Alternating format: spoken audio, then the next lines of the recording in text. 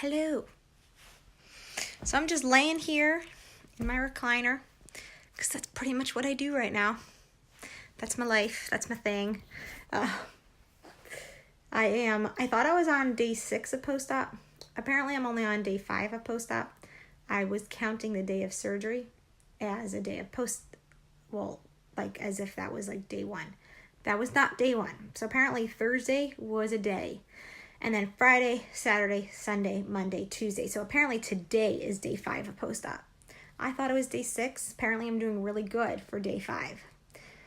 Anyways, I'm not wearing my lashes. I haven't worn my lashes since Wednesday night when I took them off in preparation for going to surgery at 5 o'clock in the morning. And I obviously have not put them back on because that's not exactly a priority right now because 1, I'm not leaving the house. 2, I don't think I could bend over long enough to get those lashes on. So I've been makeup free and eyelash free for 6 days now. And it got me thinking because I was the kind of girl that would never have anyone see me without eyeliner.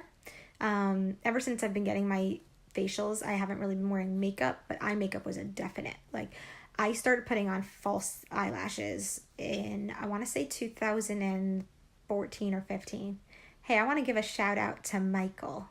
I don't know you in person, but I've been following your story and I'm praying for you. And I believe God is going to pull you through this. So I just wanted to pause and say that. Anyways, back to false eyelashes. So I've been wearing them, I want to say 4 years now. I put them on like once every week and a half. I sleep in them, don't take them off. And you'll never see me without them. Pretty much never. Like, unless I'm going to a facial. That's really it. And it had become my thing, you know. I had long eyelashes. It was my identity. I guess I felt good like that, you know. I'm not going to get into all the psychological things behind it, but I realized that all of us have something that we hold as our standard for how people need to see us. You know, whatever it is, the way you leave the house, the way you show up, the way you talk. Like, we're all trying to show up as our best selves in most situations. And sometimes you'll let down your guard and sometimes you'll let people see the real you, but it's probably very few and far between. Maybe you have your core set of friends, or maybe it's family, maybe it's just your spouse or whoever it is that you're going to let down your guard and show your real self to. And I think that we need to spearhead a movement that allows us to let that guard down more often and not filter our feelings or our hopes and dreams, ourselves physically, ourselves mentally, that we should be able to say, hey, this is who I am. This is what I look like. This is what I believe. These are my feelings and my goals. And you either love me for who I am or you don't. And that's it. But I think we're so caught up in what society wants from us and what we think we're supposed to show up as, or what we think we're supposed to say, or what we think we're supposed to be offended from, or what we think people are really thinking or wanting, and it's like, you know what? It doesn't matter, because if you don't like this, then you're not my people. And if you are my people, then you'll like me however I show up, right? Now, we do want to hold ourselves to a certain standard. There's always going to be your standard. There's always going to be that place where this is above the line for you and below the line for you. And the more you want to show up as a leader and a person of influence, the more above the line you're going to want to be. But does having long eyelashes have to be the standard? Now, of course, I'm going to put them back on. But I think it's also okay not to be scared to show up completely barefaced, completely open-hearted, and say, hey, this is who I am, and this is what it is, you know? And then to take it to the next level, I've really been harping on this narcissism boundary thing because I have a narcissist in my life. It is not my husband or my parents or my siblings. I love them all.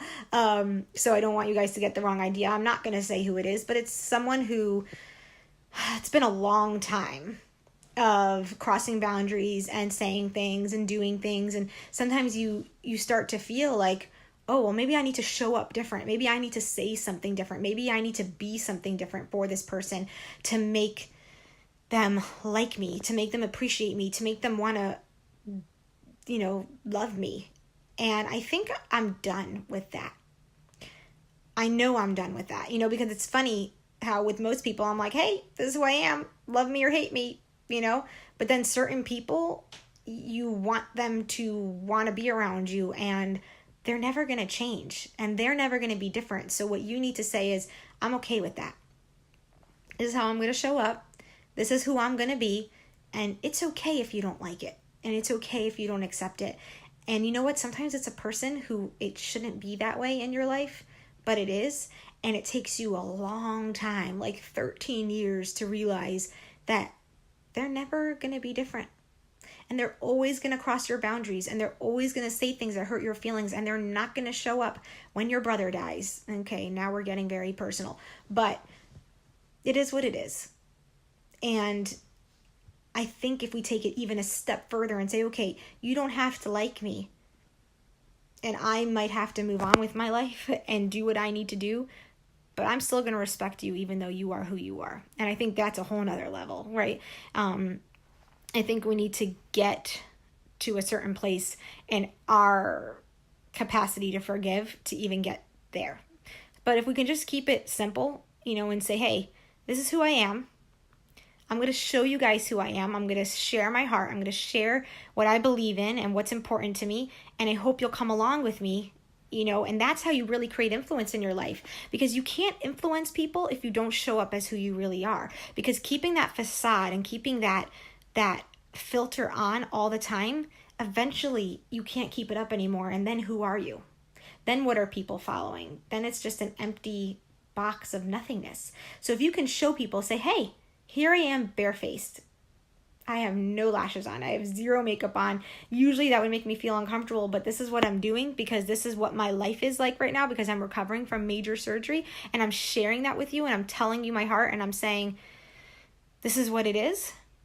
That allows me to connect with you authentically, and that allows me to hopefully be a person of influence in your life, because I'm saying, well, this is who I am. So if I'm going to influence you, it's because of my being real, my being authentic. But if you're fake from the start, then you're only fakely influencing people. So if you want to make real impact, I say take off the filters, take off the lashes, stop trying to hide yourself, be perfectly imperfect, because that's okay. And I think that when we can all be perfectly imperfect, then we will perfectly, authentically understand each other. And that's when real influence can be created. So hope you'll love me without my lashes and with my lashes. But just know that whatever I do on here, it's always unfiltered, and it's always raw, and it's always real. And if more of us can do that, then we're really going to create big waves and big change in this world.